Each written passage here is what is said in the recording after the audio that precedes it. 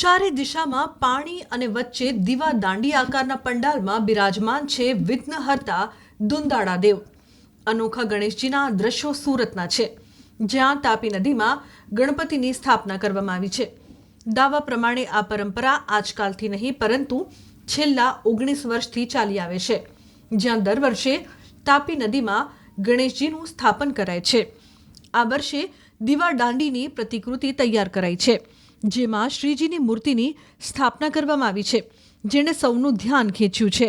ભક્તો દરરોજ સવાર સાંજ બોટમાં જઈને ગણેશજીના દર્શન કર્યા બાદ પૂજા આરતી અને ધૂન કરે છે।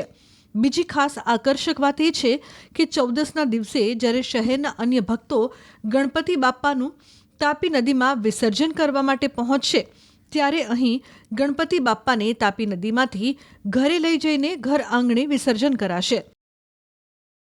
સુરતના રાંદેર પાંચપીપળા મહોલ્લાના શ્રી ગણેશ મંડળ દ્વારા આ અનોખું આયોજન કરાયું છે। આ મહોલ્લામાં રહેતા ગૌરવ સેલરે દાવો કર્યો છે કે 2006માં સુરત શહેરમાં તાપીનું ભયંકર પૂર આવ્યું। આથી તાપી નદીના જળતાંડવથી શહેરીજનોની રક્ષા માટે મંડળ દ્વારા 2007થી તાપી નદીમાં બાપ્પાની સ્થાપના કરવામાં આવે છે। આપણા સુરત શહેરમાં 2006 પહેલાં વારંવાર પૂર આવ્યા કરતું હતું, તો 2006 બાદ અમે સંકલ્પ લીધો હતો અમારા મંડળે કે આપણે ગણપતિની સ્થાપના તાપી નદીની વચ્ચે કરીએ। તે બાદ અમે 2006 પછી કન્ટિન્યુ તાપી નદીની વચ્ચે ગણપતિની સ્થાપના કરીએ છીએ। કોરોના કાળમાં 2 વર્ષ અમે ગણપતિની મૂર્તિ સ્થાપના નહીં કરી હતી, પણ 2006થી અમે કન્ટિન્યુ ગણપતિની સ્થાપના કરીએ છીએ, કારણ કે 2006 બાદ અમે સ્થાપના કરી છે, પછી આ તાપી નદીની પુલ જેવું સુરત શહેરમાં આવ્યું નથી।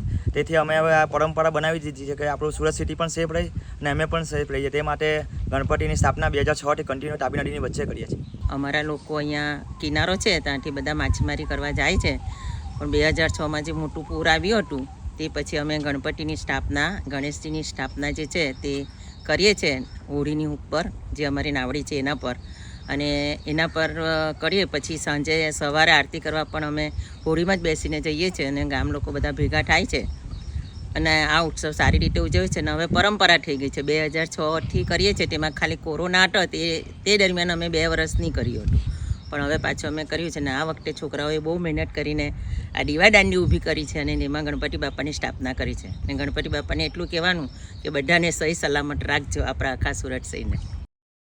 ચારે દિશામાં પાણી અને વચ્ચે દીવા દાંડી આકારના પંડાલમાં બિરાજમાન છે વિઘ્નહર્તા દુંદાળા દેવ।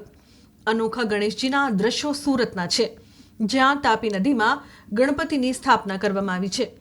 દાવા પ્રમાણે આ પરંપરા આજકાલથી નહીં પરંતુ છેલ્લા 19 વર્ષથી ચાલી આવે છે, જ્યાં દર વર્ષે તાપી નદીમાં ગણેશજીનું સ્થાપન કરાય છે।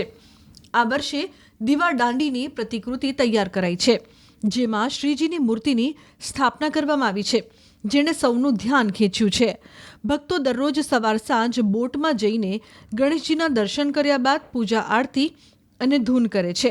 બીજી ખાસ આકર્ષક વાત એ છે કે 14ના દિવસે જ્યારે શહેરના અન્ય ભક્તો ગણપતિ બાપ્પાનું તાપી નદીમાં વિસર્જન કરવા માટે પહોંચશે, ત્યારે અહીં ગણપતિ બાપ્પાને તાપી નદીમાંથી ઘરે લઈ જઈને ઘર આંગણે વિસર્જન કરાશે। સુરતના રાંદેર પાંચપીપળા મહોલ્લાના શ્રી ગણેશ મંડળ દ્વારા આ અનોખું આયોજન કરાયું છે। આ મહોલ્લામાં રહેતા ગૌરવ સેલરે દાવો કર્યો છે કે 2006માં સુરત શહેરમાં તાપીનું ભયંકર પૂર આવ્યું।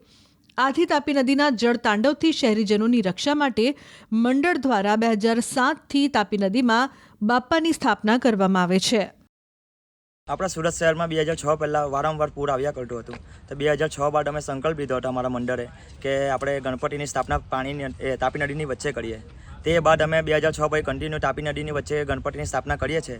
કોરોના કાળમાં 2 વર્ષ અમે ગણપતિની મૂર્તિ સ્થાપના નહીં કરી હતી, પણ 2006થી અમે કન્ટિન્યુ ગણપતિની સ્થાપના કરીએ છીએ, કારણ કે 2006 બાદ અમે સ્થાપના કરી છે, પછી આ તાપી નદીની પુલ જેવું સુરત શહેરમાં આવ્યું નથી।